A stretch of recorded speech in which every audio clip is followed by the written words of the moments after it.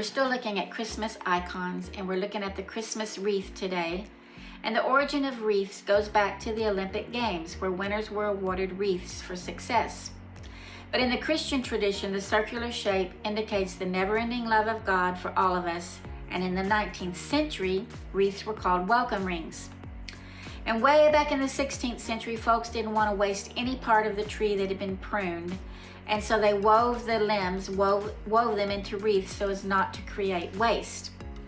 And using the evergreen leaves was a symbol of power and hope because these trees survive harsh winters. Did you know there are 7 references in the Bible to wreaths? I did not.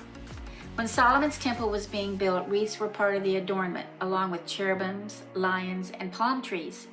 There was also a gold wreath around the Ark of the Covenant in the great exodus of God's people.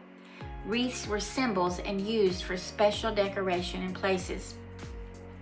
Isaiah 28 is a really interesting read as it compares the fading wreath, which is pride, compared to the Lord, who is a glorious crown or wreath. I read that the people there in that story had worked out a way to where they thought they could avoid death, and it's called That's a Fading Wreath. They also led indulgent and wasteful lives, fading wreaths.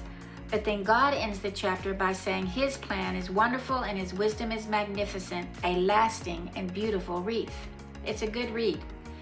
And in Acts 14, Paul and Barnabas had just spoken to a lame man that was healed, and there were those that wanted to bring wreaths and offer sacrifices to Paul and Barnabas, claiming there were many gods on earth. And Paul speaks to them and says no, and points to God and not to themselves. They would not receive these wreaths of success being placed on their heads because all the honor belonged to God and Him alone. Adornment and honor are when wreaths are placed in the right position. Pride and misplacement of wreaths were strongly spoken against. So interesting.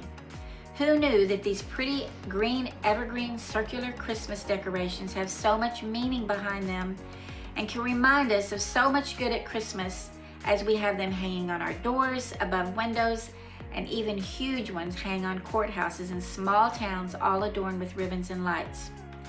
It's so important this time of year to remember where our hope lies. In fact, I just listened to a speaker talk about many people saying that they've lost their hope. But a hope that can be lost is just a hope that was misplaced upon others or in our own pride or our own way of thinking. The hope that is placed in God and in His Word can never be lost. Remember, we said wreaths were offered to athletes for their heads as crowns of success? Well, Jesus too had a crown of thorns or a small wreath placed atop His head, and it was placed there in mockery, not honor.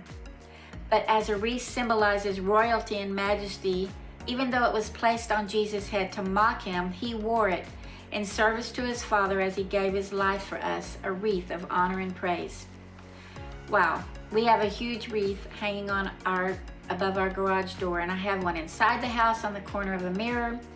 And I bet many homes have wreaths somewhere in their Christmas decoration, as do giant office buildings, and these wreaths line the streets of busy downtown cities.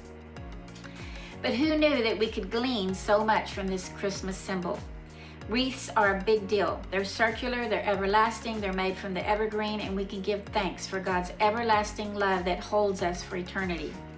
Or we can rise up in pride and shake our fist with our own knowledge, our own ways, and have wreaths that fade. We can misplace our hope in things and people instead of God alone.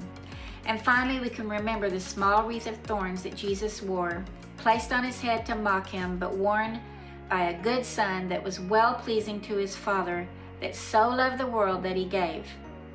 Hang a wreath, look at a wreath, enjoy your wreaths, and examine your own hearts in hope this season, and remember God's everlasting love for you and yours.